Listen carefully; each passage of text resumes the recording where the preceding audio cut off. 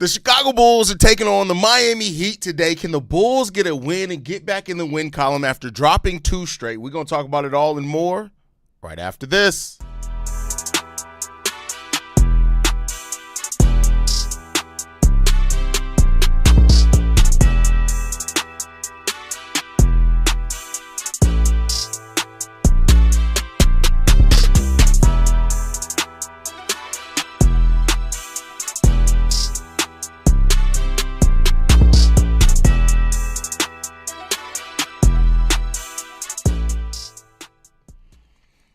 What's going on, Bears fans? Welcome to another episode of Chicago Bears Central.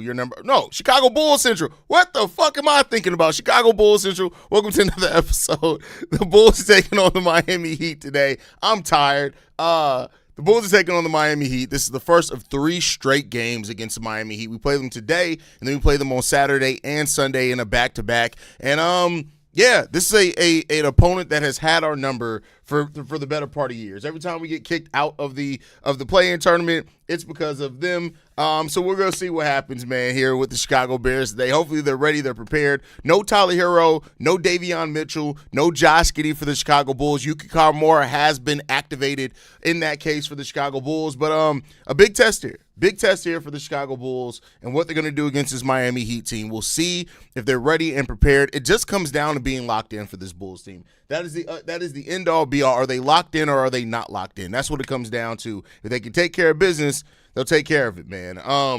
But for a lot of people, this is going to say a lot for the Bulls. I mean, I would love to see, I said it on today's daily episode, I would love to see the Chicago Bulls actually win all 3 of these games against the Miami Heat. Now, that's a tall test to be able to win all 3 of these games, but I would love for them to be able to do that, man. Coby White's playing. They'll see about him playing the second of a back-to-back. Josh Giddey's not playing this first of first of the 3 games. We don't face them back-to-back until Saturday and Sunday, so we'll see how they end up managing that part of it. But this is only the second back-to-back Coby White's played in all the entirety of the year. With us playing last night, we knew that one of those guys was probably going to sit. So we'll see what happens with that aspect of it and that part of it, and the Bulls can take care of that business. Hopefully they can. But the Bulls, especially with Tyler Hero out, with Davion Mitchell out, this is the injuries are something that you can still weather, right? But this is a team in the Miami Heat that are just a sound team. Most of that teams have been together for a long time. They have one of the best coaches in the game in Eric Spoelstra, so it's not going to be easy for them by any stretch of the imagination. They just got to come into this one, prepare, lock in, and get ready. That's what it comes down to. Norman Powell and Khalil Ware are both playing in this game. Josh Giddey is going to be out in this game. Like I said, Yuki Karamora has been activated. Don't expect him to play outside of garbage time. But, hey, if I'm wrong, I'm wrong. We'll see if he gets in the game earlier. They're probably going to run with Kobe, Io as your main guards. I wouldn't be surprised if Daly even plays before Yuki Karamora. Hopefully we'll see our boy Julian Phillips get in the game as well. Patrick Williams gave us next to nothing. At some point, you just got to stop playing P. Will and give either Dalen or Julian some run, some burn, see what they can do for this team. Jaime Jaquez for the Miami Heat is having a 6th man of the year type season. The numbers that Jaime Jaquez is putting up off the bench have been absolutely tremendous. So the Bulls have to definitely watch out for that as well. So we'll see. You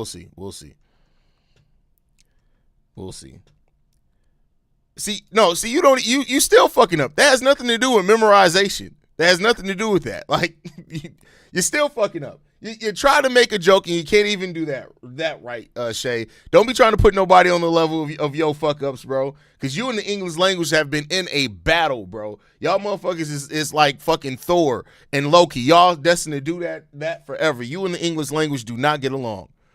I don't know if I'm ready to be hurt again by this team. Why are you hurt again? We all know who this is. Why y'all still getting hurt by this team? I'm just wondering, why y'all still getting hurt by this team? We all know who the hell this team is at this point. We all know who they are.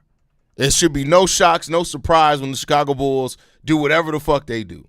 Of course, this game still has no Giddey. I thought since it got rescheduled, it'd be able to see Giddey in person. I'd be able to see Giddey in person. I mean, that sucks. I know for people who like pay for tickets, they go to games. It always does suck when you find out one of the best players on the team is not going to be playing when you go see them. It sucks. That's why the NBA is trying to, eliminate that. You got to, players got to have an actual reason to sit, but, it does suck in that one, man. Wait, you have tickets to this in the last? How late did you wait at the last time that we tried to do this before it got canceled? Did you wait the whole day? Because that sucks, man.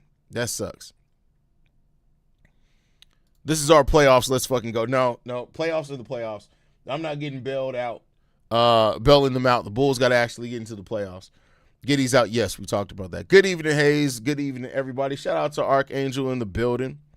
With Giddey out, it messes up our rotation. It doesn't mess up our rotation. It just changes it. Like, I mean, hey, he's out. It is what it is. Do you ever think there will be a time when Reinsdorf clowns will ever embrace the fact that the Bulls have a bigger fan base worldwide than any other team and start to speculate to accumulate? What? First of all right, let's address this. The Reinsdorfs know we have the biggest fan base. We got to stop thinking that just because you have a worldwide fan base, it somehow makes you entitled to your team doing anything special. It doesn't. I hate to tell you that. It doesn't. Now, it just doesn't.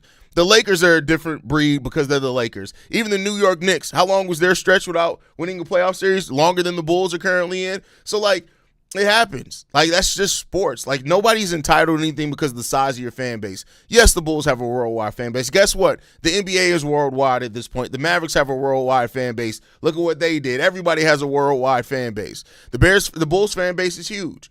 But that doesn't all of a sudden entitle you don't walk into being a great team. You have to take that seriously. And that's why I always say with this franchise, you have to have somebody running the day-to-day that cares more about winning than anything else. Like, and people were like, "Oh, we'll never do X with Jerry owning the team." Like, we didn't get 6 titles with Jerry owning the team. The thing that made that difference wasn't Jerry Reinsdorf was no different then than he is now. The difference is that we don't have a Jerry Krause. That's the difference. That's the Jerry that mattered. Jerry Reinsdorf didn't matter. It was Jerry Krause that mattered in that because he cared more about winning. He didn't care if you hated him. He didn't care if you loved the move. He didn't care if you hated the move. He didn't give a shit if if you came in that building and whatever else. He cared about winning more than anything. Now, towards the end of that last 3 years by Jerry, he got too caught up in the sauce. But for the Chicago Bulls to ever be a great franchise again, they're going to need somebody. Because Jerry Reinsdorf, Michael Reinsdorf, these guys don't run the day-to-day.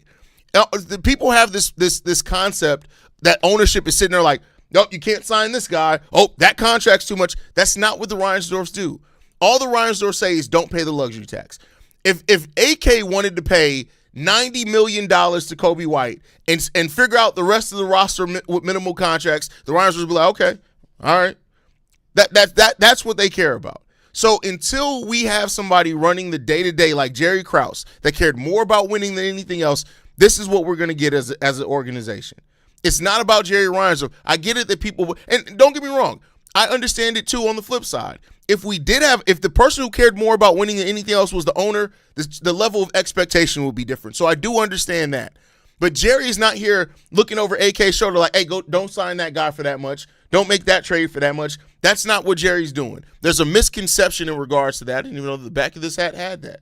I've never seen the back of my own hat. That's crazy. So that's not how the Reinsdorfs run this organization. The Reinsdorf do the things that if you hire the right people, you should be able to do. The Reinsdorf hire their president and they basically say, bet, you're running the day-to-day. Go do your thing. Just don't lose us money. Like, that's all they say.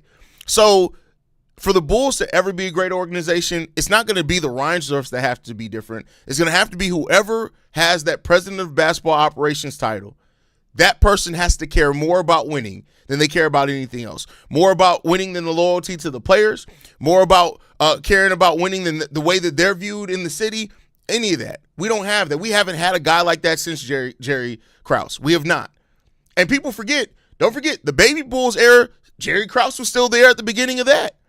When we're getting the Luau's, the Ben Gordons, Jerry Krause was still the guy there doing that. So it's really, y'all be worried about the wrong Jerry. Jerry Reinsdorf isn't the one that's holding this team back. It was the lack of a Jerry Krause. That's what's holding this team back. That's what holds this franchise back. If we get another person that runs this team like Jerry Krause and cares about winning, that wakes up every day and thinks, how do I get this team to be a winning team? What do I need to do? What move? Who can I go out there and pay to make this team a winning team? Oh, we lost such and such? Go get me Dennis. Oh, BJ Armstrong's gone? Cool. We got Steve Kerr. We need somebody who cares about winning more than anything. And we don't have that in this franchise. The coach isn't that person. The GM and Mark Eversley isn't that person. The president of basketball operations in Arturas Karnisova isn't that person. As long as we don't have that guy, this is where it's going to be at with this franchise. The Reinsdorfs are never selling the team. Jerry Reinsdorf literally told his children, when I die, sell the White Sox, don't sell the Bulls. The Reinsdorfs are going to own this team forever. Y'all can put up the billboards y'all want. Y'all can listen to Matt Peck all you want. The Reinsdorfs are going to literally own this team for probably as long as any of us are alive. But we have to have somebody in that president role that cares about winning. Until we get that, none of that shit matters. None of that shit matters. So, we'll see. We'll see. Great question, though. Great question. I'm mentally ready for the Bulls to get out-coached, outplayed, and out-executed. Hey, you're ahead of the game. You're ahead of the game there. If this is a playoff game, let's not let us get a 3-1 lead because we know Billy will fuck that up. That's crazy. That's crazy. Hey, it is what it is. Yeah, but it's not even just about that. You're right, Archangel, but that's why I went back to the baby Bulls. We didn't have a Michael Jordan when it was Ben Gordon, Kirk Heinrich, Luau Deng, but yet we had, 4-5 straight seasons of winning over 40 games before Derrick Rose even got here. So, you can build a winning team without a superstar. You can't win a title without a superstar more times than not. There's a handful of times that hasn't been true, but you can still be a consistent winning team without a star. You can. But, hey, AK cares more about relationships. He cares more about seeming like the smartest person in the room. He cares more about trying to find the next Jokic with these raw prospects that ended up not working out. It is what it is. Jerry was kind of like basketball's Vince McMahon in a way. Jerry Krause? Yeah, in a way. Absolutely. In a way, you could say that for sure.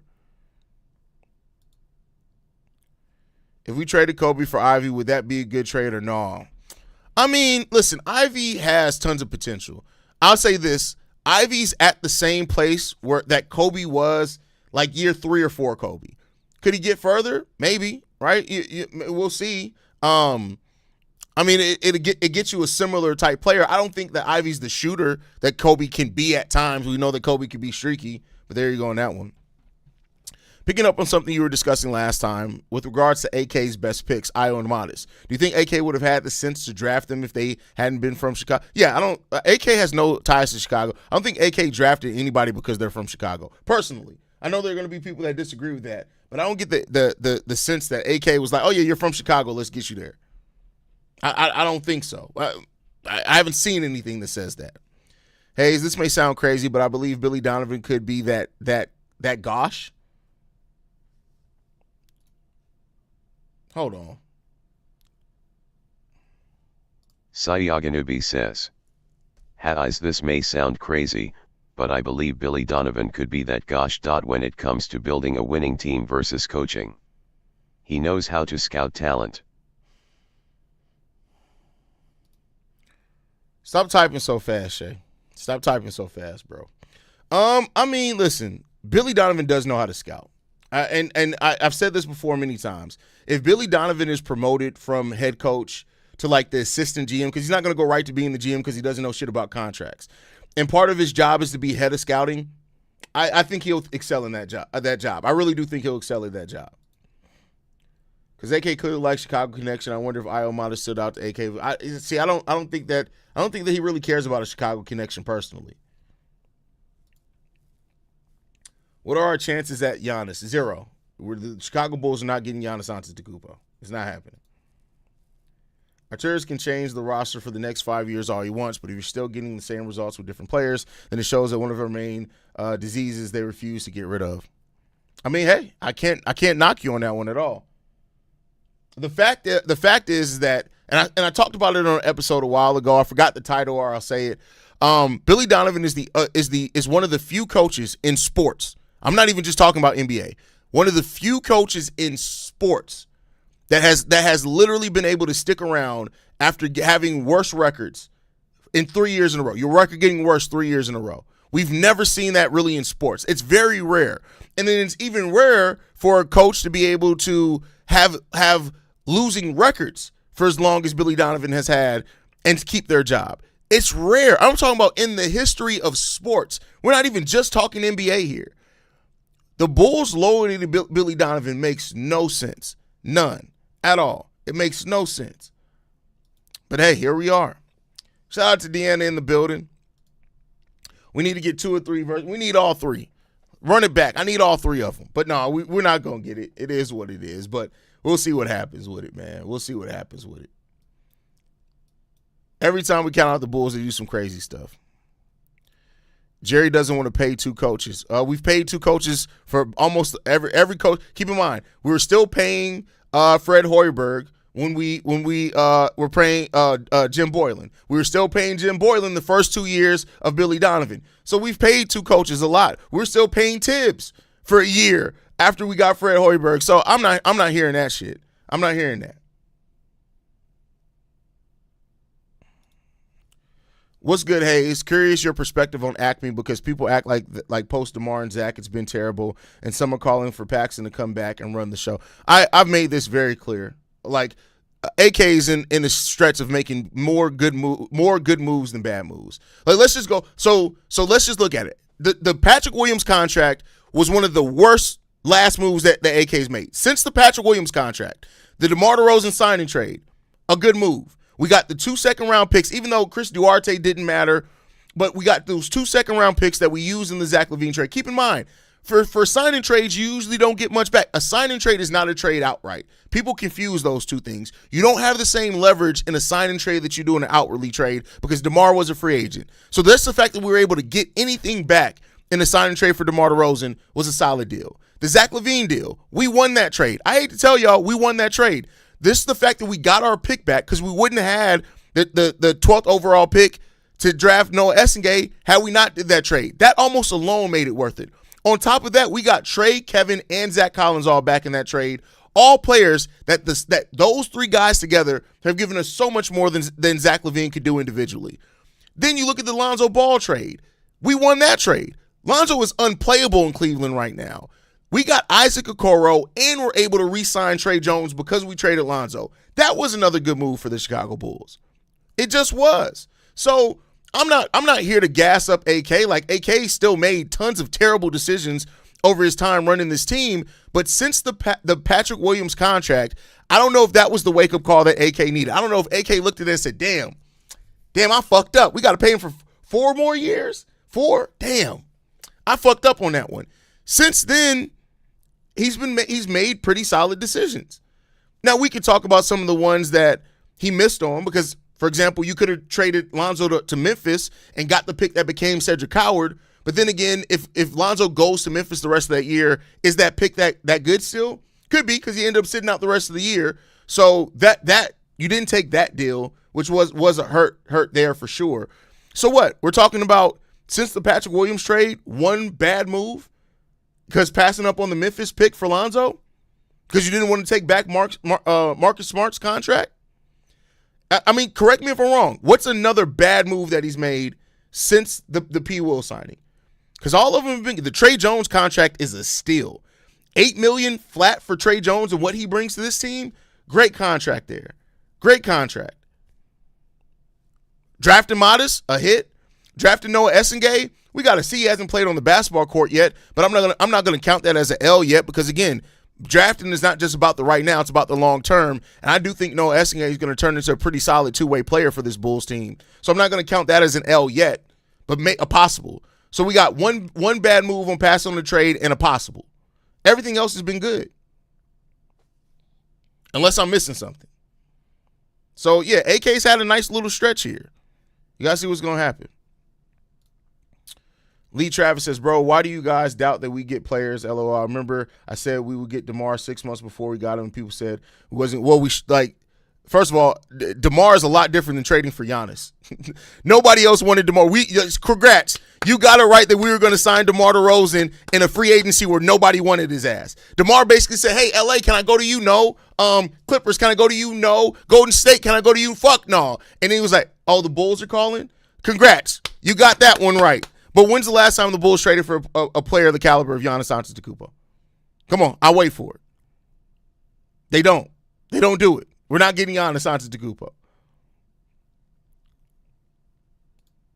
Did you see Boylan on the Pacers sideline? Yeah, Jim Boylan's been coaching there he's been on the sideline there for a minute now.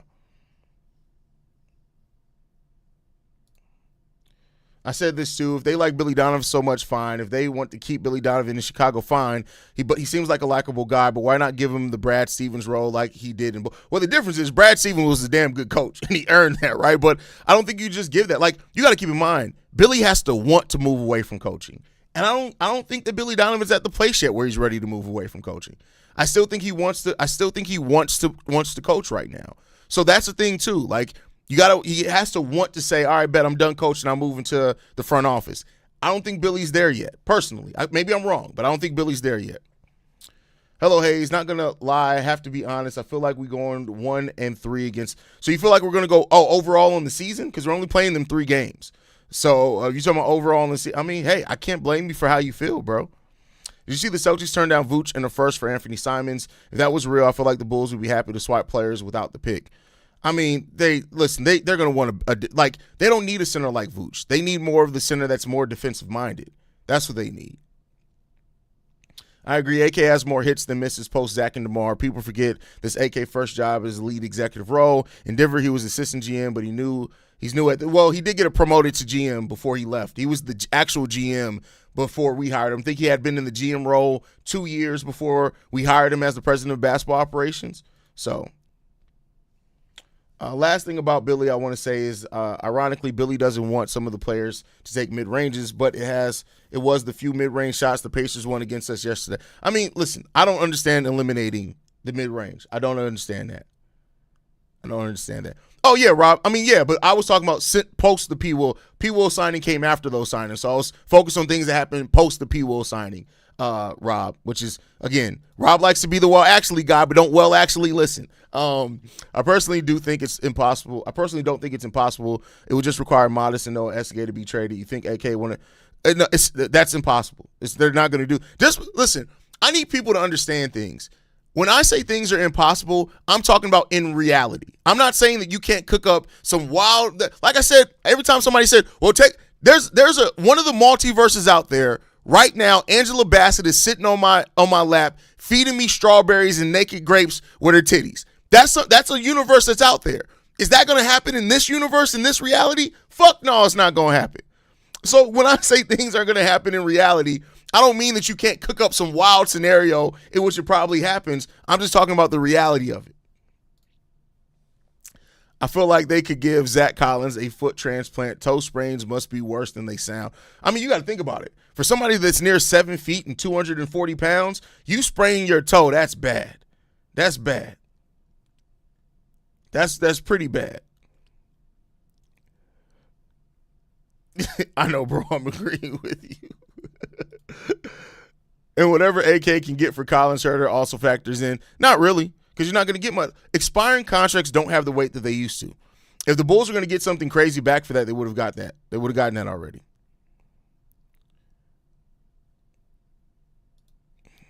Zach Collins with the most. Well, it turned into something else. So it's not just a toe sprain anymore. It did turn into something else. I don't know if it's like ligament damage. I don't think you have a ligament in your toe, but it turned into a little bit more than just a regular sprain. I just don't understand why we even drafted Noah. Just give our fans more shit to talk upon. Passing up Queen because you draft a player that you feel is going to be. See, fans get caught up in the now. Go back and look through the drafts, right? Look at how many players the first year after a draft look like they. For example, Ayo Dosunmu looked just as good as Cade Cunningham their first year in the league. Now look at it. So it's not just about the now. It's not about giving fans something to talk about. It's about making the right decision for yourself in the long term. That's what it's about. So yeah, maybe they could have drafted Queen, but Queen didn't fix anything that we're lacking on this team. We don't need more scoring. He's not a great rebounder. He's not a great defender. If Noah Escagay ends up turning into a rim protector, and as we've seen, look at what Jalen Smith and Matas are doing. I've talked so much about the minutes with Jalen and Matas. If you get that out of Noah Escagay and Matas in the next year or two, that your front court is set for the next 5-6 years. So Don't live in just the now as fans. I mean, that's your right to do that. So, yeah, Derek Queen looks like the better player right now. But how many players? Look at how good did Jabari Parker look his first year in the league? How good did Jahlil Okafor look his first year in the league? Now where are those guys at compared to their draft class? I'm just saying. So it's not just about the now when you draft players. It's about so much more than that. A sprain is a partial. Okay, all right. Thank you for that. Now listen, I'm not going to act like I'm a medical doctor, so I'm not. So hey, shout out to you on that one. Yeah. Who do you want to keep personally, Aya or Coby? Who do you think we choose? I'm keeping. I've said this before. I'm keeping both of them. Unless there's a trade for Coby or either one of them that clearly gets you something you're lacking, namely a big man, I think you keep both of them because you can still add a big man in free agency while keeping those guys. That's just my personal opinion.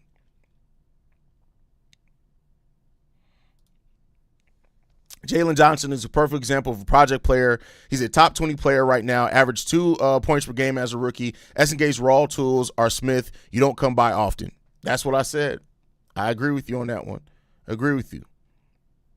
Same as Michael Carter-Williams, won Rookie of the Year. If I'm not mistaken, 4 years later was looked at, it was a throw-in. Hell, we got him, I think 4 years later, right? Like as a throw-in in a trade. So there you go. I understand things are going bad right now, but to your point, AKME has done a pretty okay since trading Zach, like Trey Jones and Collins. Before you did also get Jalen, we have some nice pieces. And here's the thing. Things aren't bad. I get it that Bulls fans, and this is why I say things like, don't let the Matt Pecks and Ricky O'Donnells of the world make you think that everything's all for naught for the Bulls. The Bulls are 1 game below 500. In an Eastern Conference to where that has them, 1 or 2 games outside of the 6th seed, if this Bulls team gets fully healthy after the All-Star break and goes on a run like they did last year where they were 22-5 after that run, that would literally push the Bulls. Now, it's still a what if. I'm not saying we can act like it's going to happen for sure.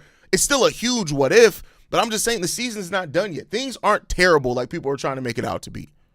They're not great. I'm not saying that they're great either, but they're not terrible. Terrible would be if we were the Pacers right now, who we ironically have lost 2-3 times this year. But there you go on that one.